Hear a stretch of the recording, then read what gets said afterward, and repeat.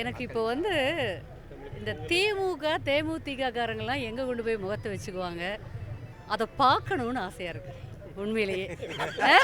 எப்படி இருப்பாங்க? இல்லை, அவரை கூட விடுங்க, இவங்க 2 பேரும் யார் யாரோலாம் பாரிவேந்தர் கூட இன்னைக்கு சொல்றாரு, நானும் முதலமைச்சர். இந்த கூத்தெல்லாம் இதை வந்து உண்மையிலேயே இவங்களை எல்லாம் பார்க்கணும்னு ஆசையா இருக்கு. இனி தமிழ்நாட்டில் முதல்வர்னா அம்மா மட்டும்தான், அதிமுக மட்டும்தான் ஜெயிக்கிற கட்சி. அதைத்தான் இன்னைக்கு அதாவது என்னுடைய வாழ்நாள்ல இப்படி ஒரு ஆத்மார்த்தமான நிம்மதியும் சந்தோஷத்தையும் நான் அனுபவிச்சதில்லை. இதுக்கு மேல ஒரு சந்தோஷமும் நிம்மதியும் எனக்கு கிடைக்குமான்னு எனக்கு தெரியல. அப்படி ஒரு இது எவ்வளோ வெற்றிகள் வந்தால் கூட இன்னைக்கு இந்த நிமிஷம் இருக்குது பாருங்கள், அந்த 11 மணிக்கு, அது வந்து மறக்கவே முடியாது எங்களுக்கு யாருக்குமே. எனக்கு மட்டுமல்ல, என் சகோதர சகோதரிகள் அத்தனை பேர்த்துக்கும் நிச்சயமாக மறக்க முடியாது.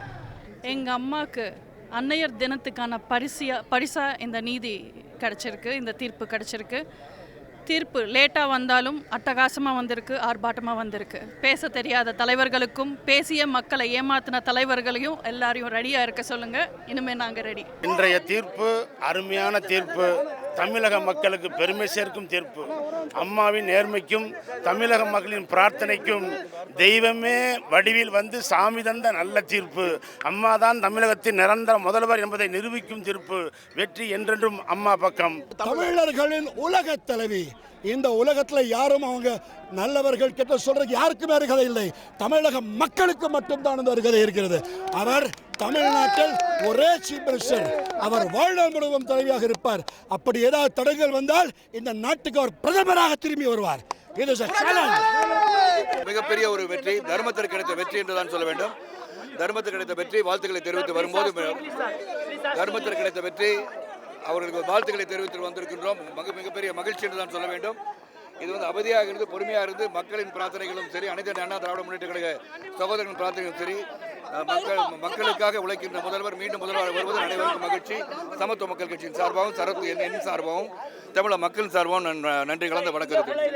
அன்னையர் தினம் நேற்றல்ல, அன்றைய தினம் இன்றுதான் அன்னையர் தினம். அம்பாளுடைய அருளால் அம்மா மீண்டும் முதலமைச்சராவதில் மிகுந்த சந்தோஷப்படுகிறேன். எங்களுக்கெல்லாம் மிகுந்த ஒரு சந்தோஷம்னா இது மாதிரி சந்தோஷம் உலகத்தில் யாருக்கும் வரக்கூடாது. அம்மா நல்லபடியாக இருக்கணும், மீண்டும் முதலமைச்சராக வரணும்.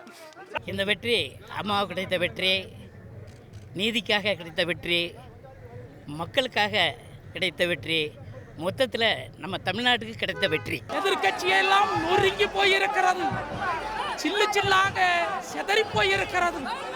ஆக இத்தனை பெரிய மாபெரும் வெற்றியை இன்றைக்கு அம்மா அவர்கள் பெற்றிருக்கிறார்கள் என்று சொன்னால், இந்த அம்மா அவர்கள் மக்களால் நான் மக்களுக்காக நான் என்று சொல்லுவார்களே, ஆக அந்த மக்கள் எல்லாம் சேர்ந்து இறைவனிடத்தில் வேண்டுதல் வைத்ததனுடைய விளைவு இன்றைக்கு அம்மா அவர்கள் நிரபராதி என்று தீர்ப்பு வந்திருக்கிறது.